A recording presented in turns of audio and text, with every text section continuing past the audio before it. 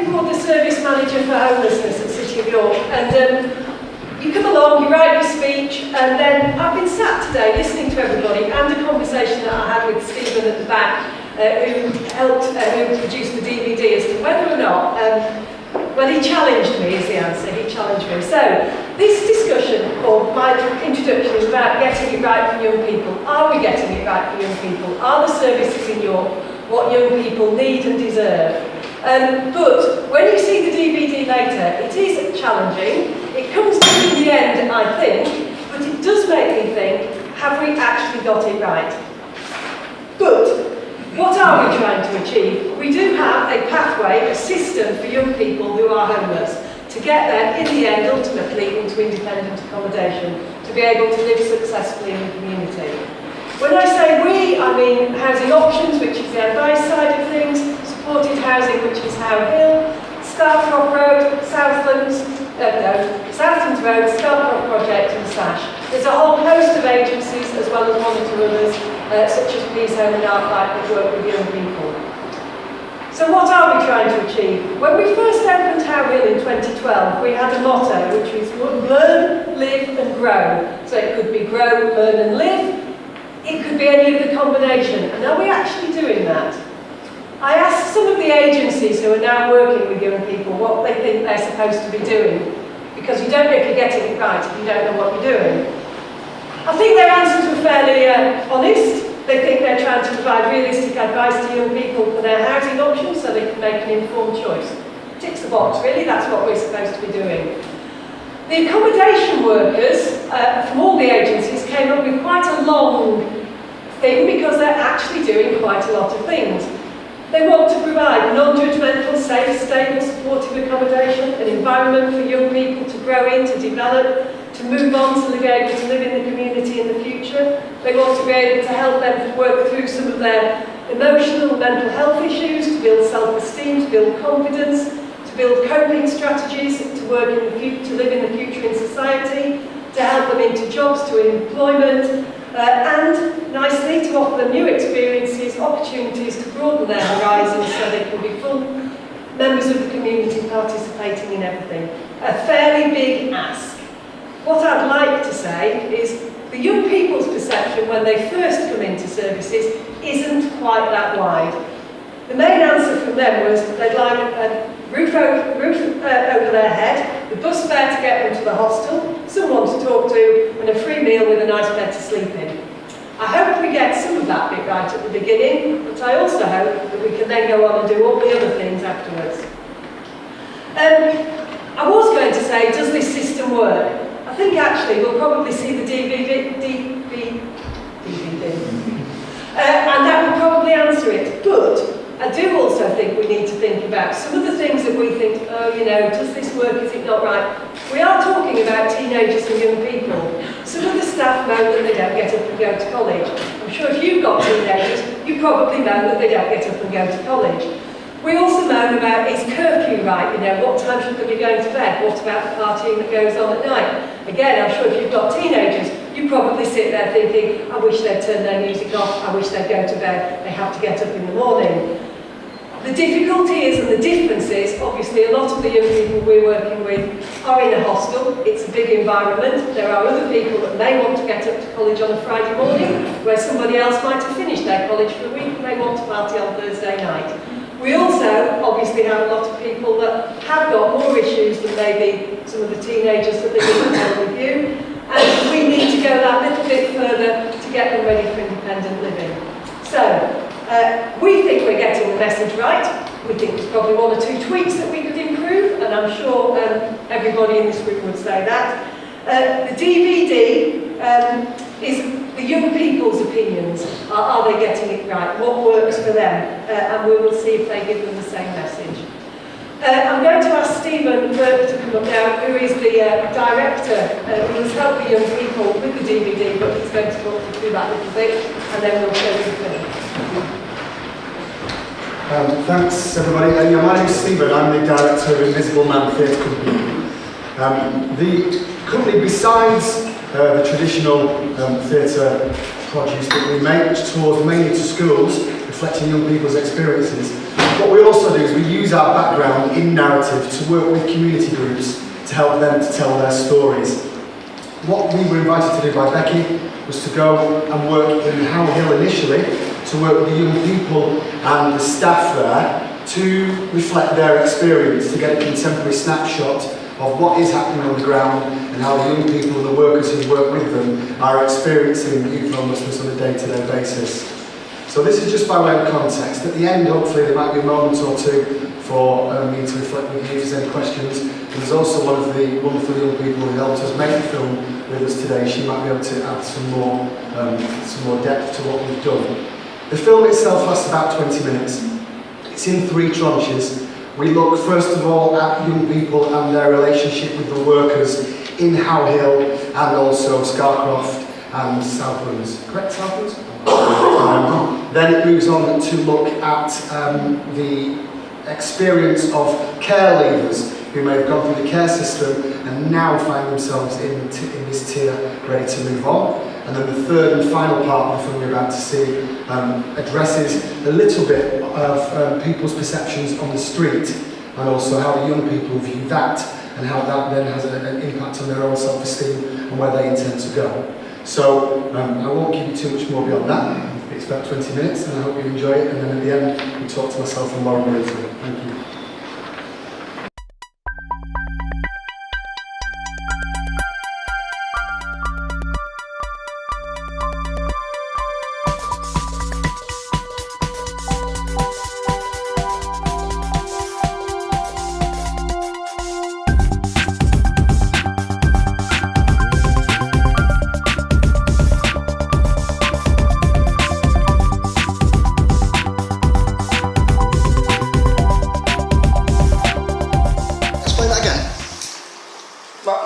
Yeah, that was that. I kind of got asked. So if there was no rules in here, what would be like? Right, we'd be partying like all the time, and when you moved into your own house, you'd be like, you'd think that was how you lived. I have a party myself. Yeah, you'd be used to like partying all the time. So when you moved into your flat, you'd be like, yeah, well, I partied all the way then and that's bad, so I can't do it now. Right. Do you know what I mean? Yeah, and we have to be in a good frame of mind and not like that, because otherwise we just get kicked straight out of our flats. So we need to be ready for independent living, not little party animals. So why would it be good in the first 2 minutes or the first few days? You are. Why would it be good in the Because first few days? Because you just be like, I've got I can party. Yeah. Like we're all partying, we're all having a laugh. And then after a while it gets boring because you're going to get like mentally drained and tired because you won't sleep. Complaints. And, yeah, there's always someone in your room, and then no doubt arguments will break out. And then... Okay. Talking about the right. Why do you think we have curfew in the first place?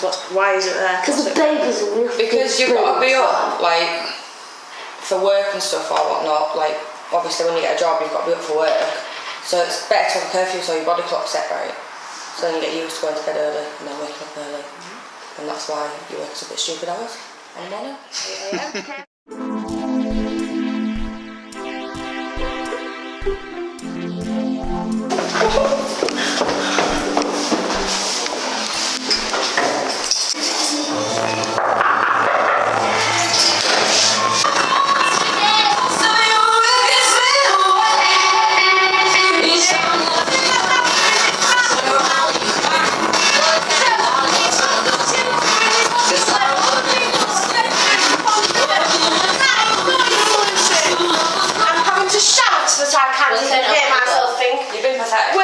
I'm sorry, but if you turn it up when I go, then I'll be taking the stereo downstairs to office and it will be confiscated because you two are breaching your accommodation rules by noise pollution.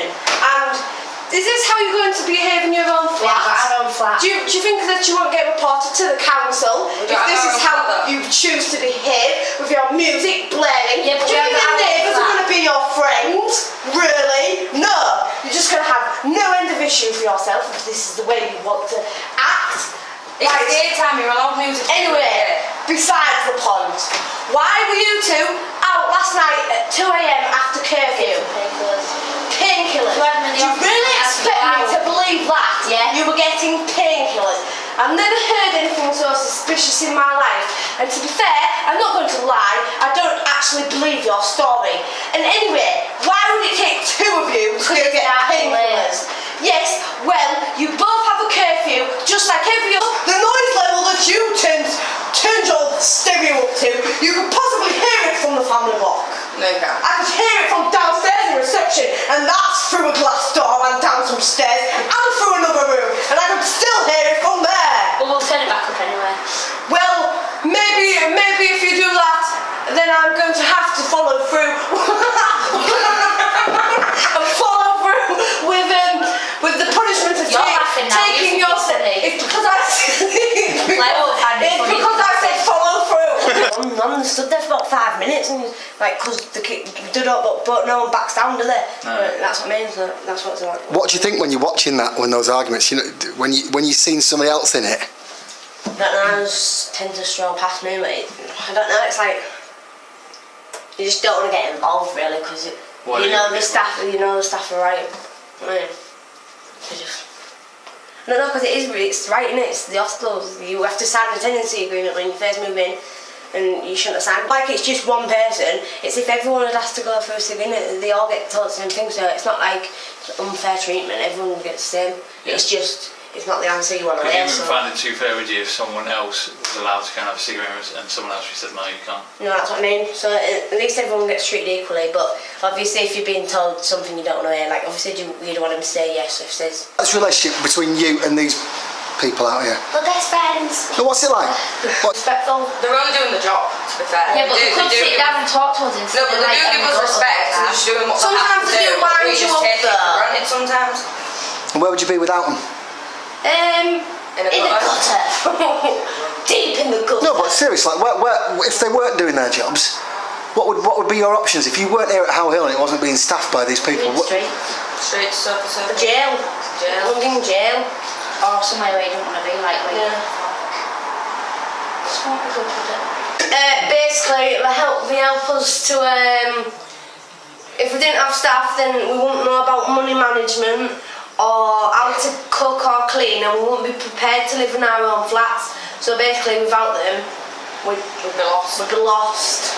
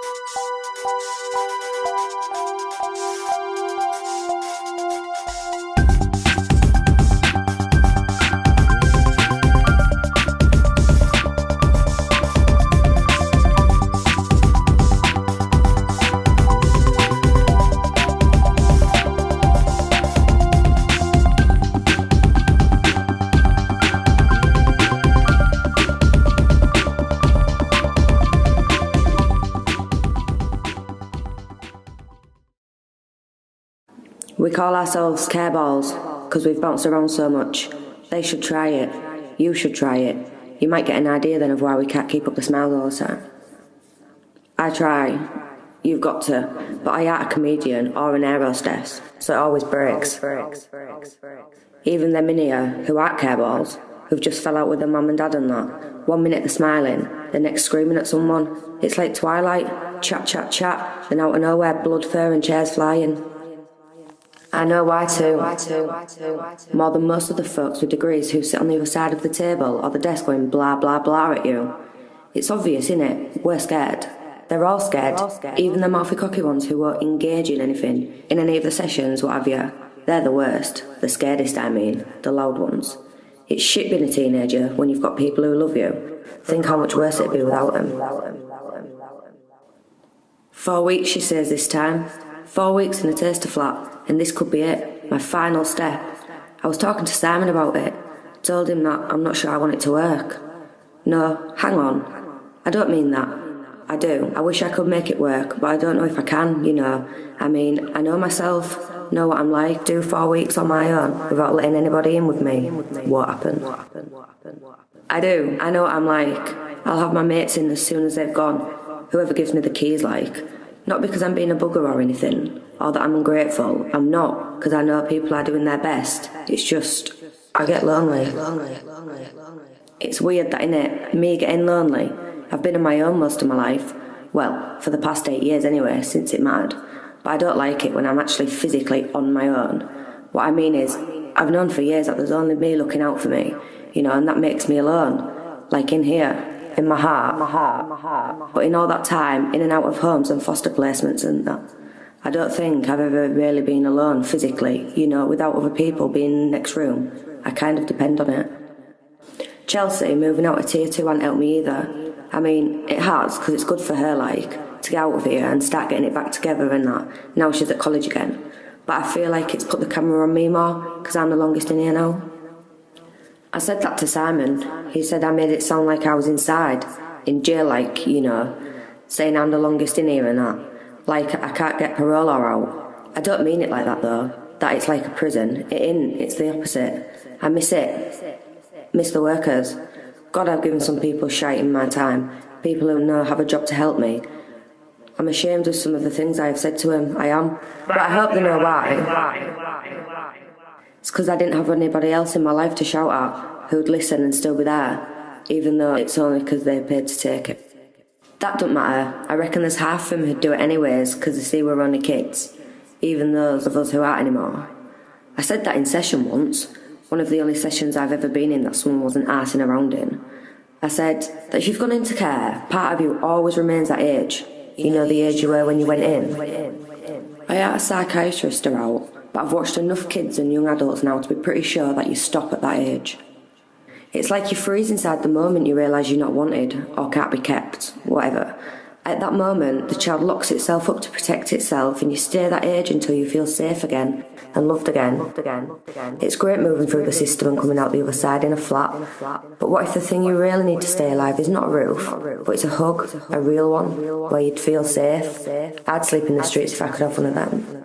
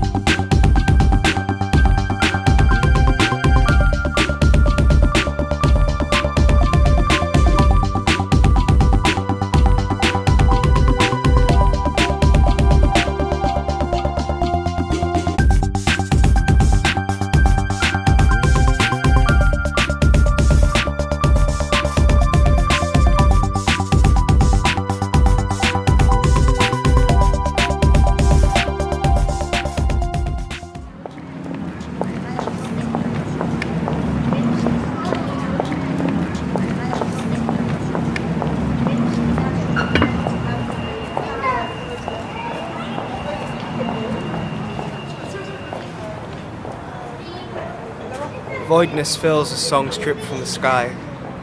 As dark matter collapses and cloaks from behind. A struggle occurs, but the river beneath is dry.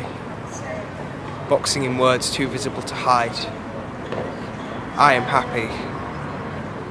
That's just the saddest lie. I was going to ask you if you knew what How Hill is in Acomb. How Hill? How Hill. Yeah. Did you know about the homeless youth shelter? And what do you think? What's your maybe the local perception or view of How Hill in Acomb? You should knock it down. What makes you think that personally? Or Well, why are they homeless? Well, why would you think they're homeless? Because drugs and alcohol, things like that. Could you maybe think that maybe they've had maybe an abusive background with a family and they've been kicked out from differences and they've got nowhere else to live? No. Because what would you see as the type of people that would live there between 16 and 24? Down and outers. Down and outers. So would you be surprised if I told you that somebody there was in college and that they're actually studying politics and possibly going to go to university? I'd get the shock of my life if you said. That's what's true. And how many is that? 1 out of how many?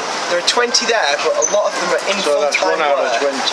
One of them's in work, full-time work, and the other one is a lot of them are in college. I mean, and what would you do you think you could be able to tell one if you saw one? So if you saw one, you think, oh, How Hill, that's where they're from. No, you wouldn't.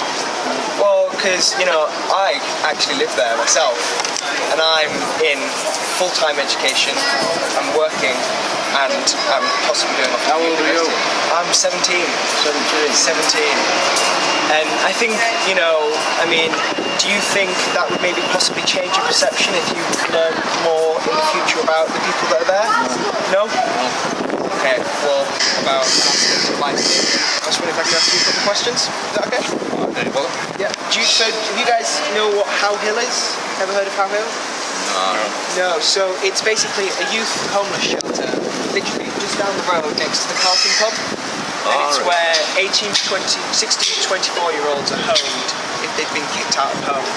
And I was just wondering if you maybe had an idea of what you thought the type of people in there may be, or what the local perception of youth homeless might be at all. Well, a lot of the homeless stuff.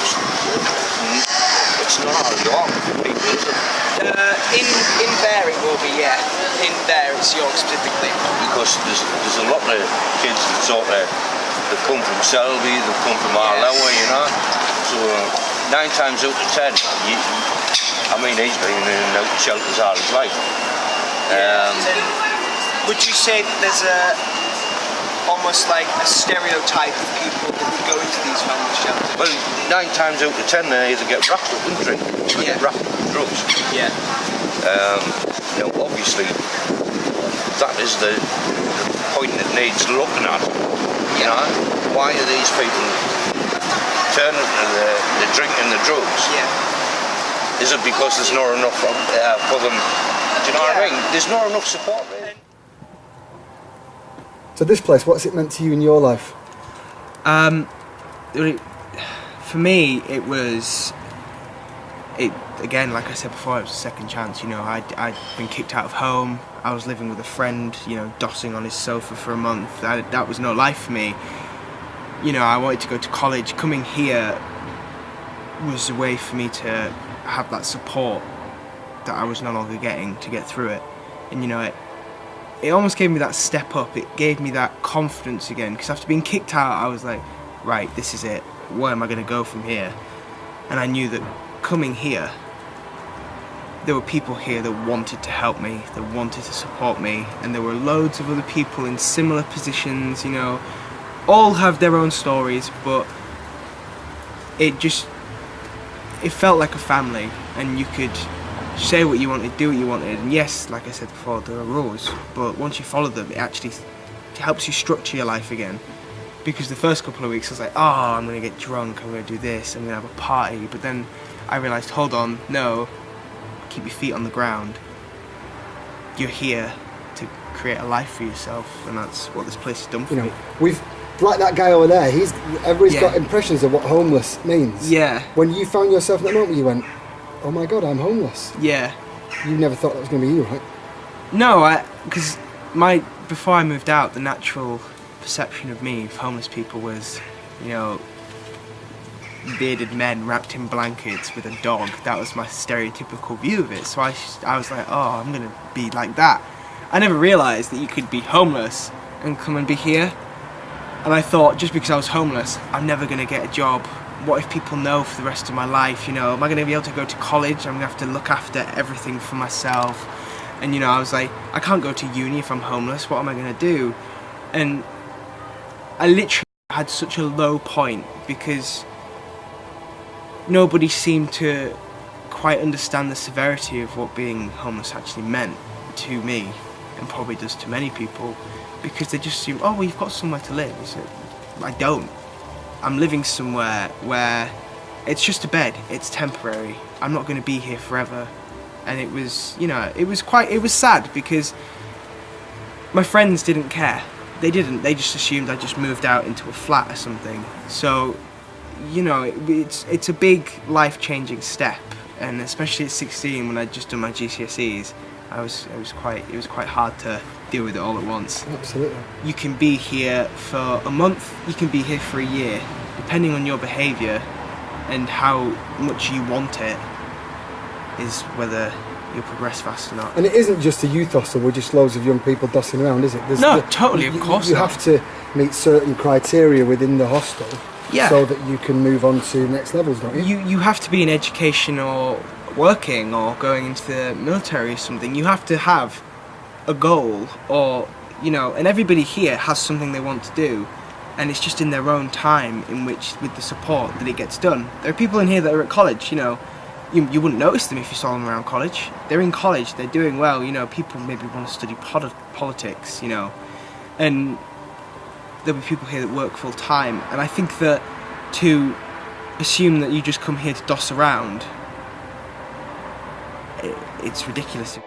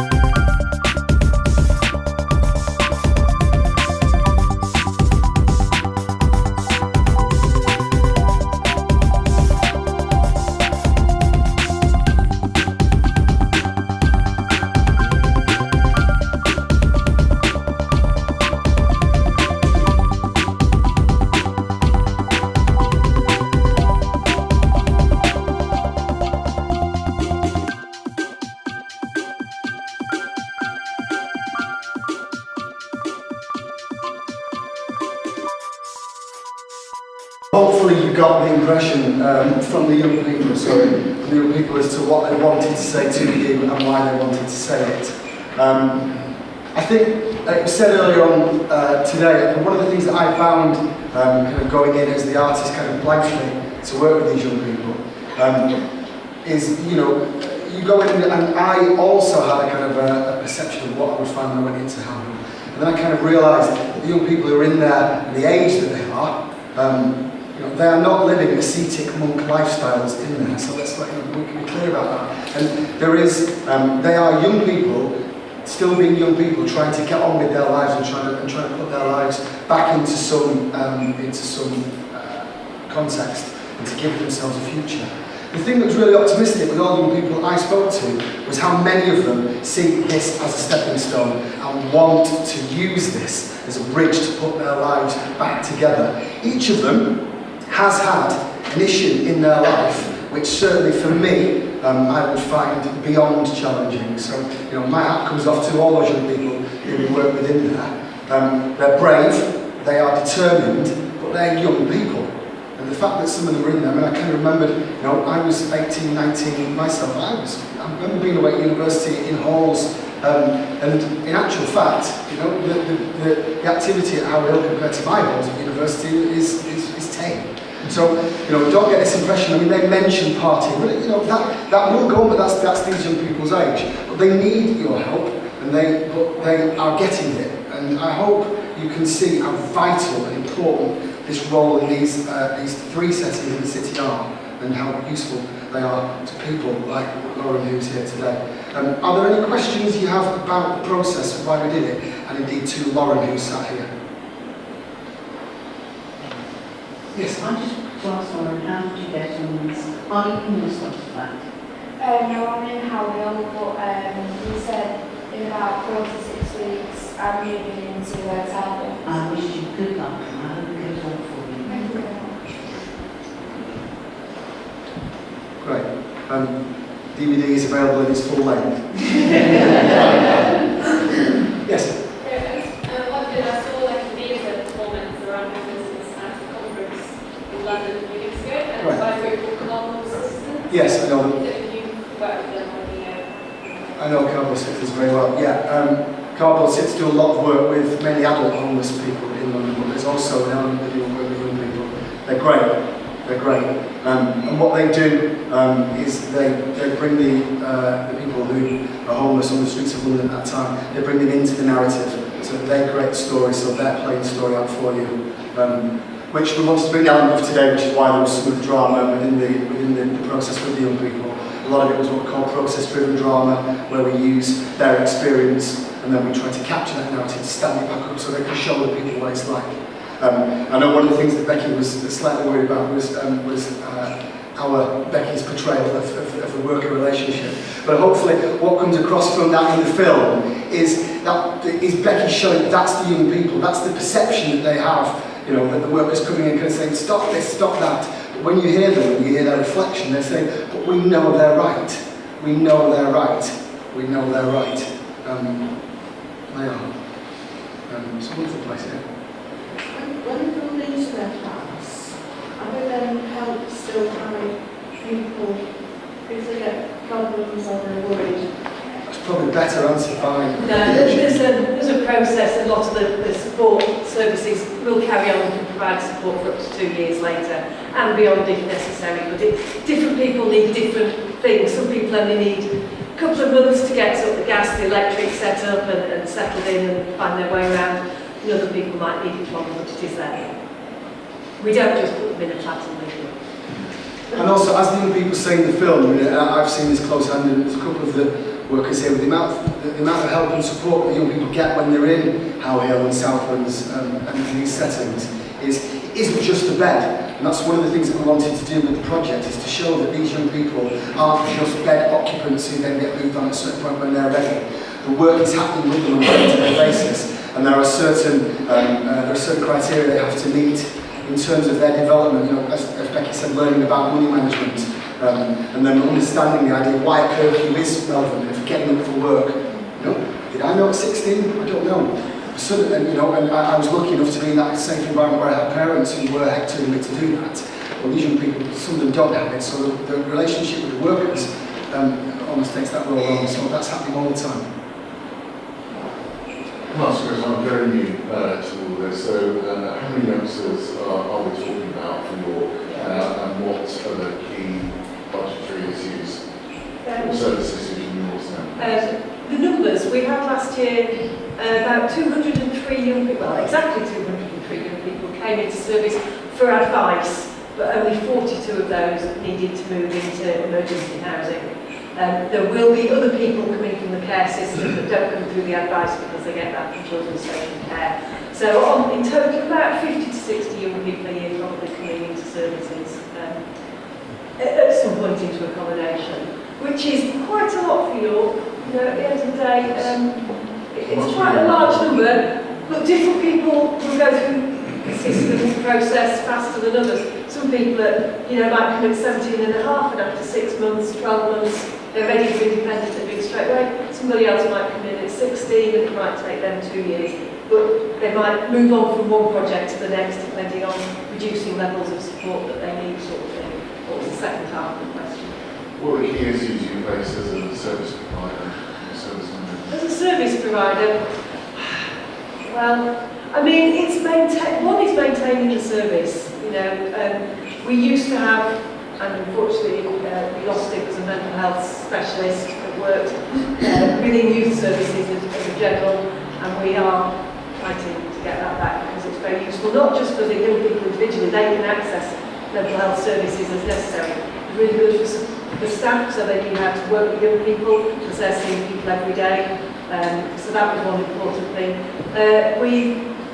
We're having an ongoing debate about some of the more complex young people as to whether or not how Hill is best placed, but it's balancing the cost saving and the efficiencies of scale. You know, sometimes bigger hostels mean you can do it a little bit cheaper than having a smaller hostel. It's a balancing act because you have to get it right. What else do we need? To keep their children at home longer.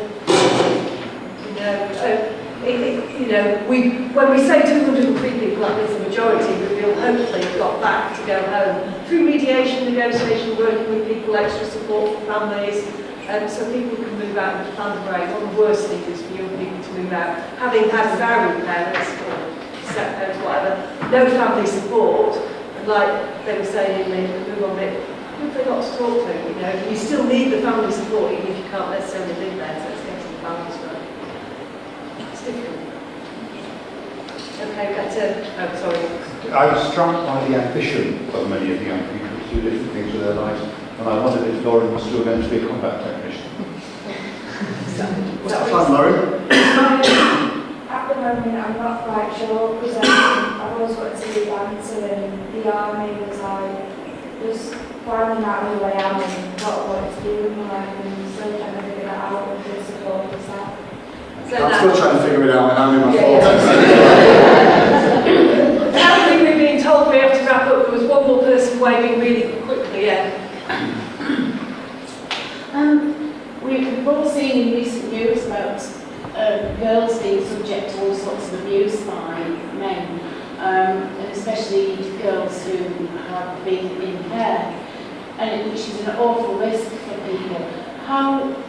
And obviously being able to be out late at night unsupervised and nobody actually doing anything to stop it increases that risk. What can we do to make sure that people who, yes, they are object to being told what to do, but in the end they are very much at risk if they are out late, unsupervised, and with nobody to try and help. I mean, it's a difficult balance. Curfew's 11 o'clock at Monday to school days, and 12 o'clock at weekends. I mean, it's the same as anybody else's teenagers. You know, when do you let people go out? When do you let people go to town on their own? You want to know where people are. We ask where people are. You know, and if people don't come back, we will bring people up, try and find out where they are. And if they really don't come back, we'll ring the police.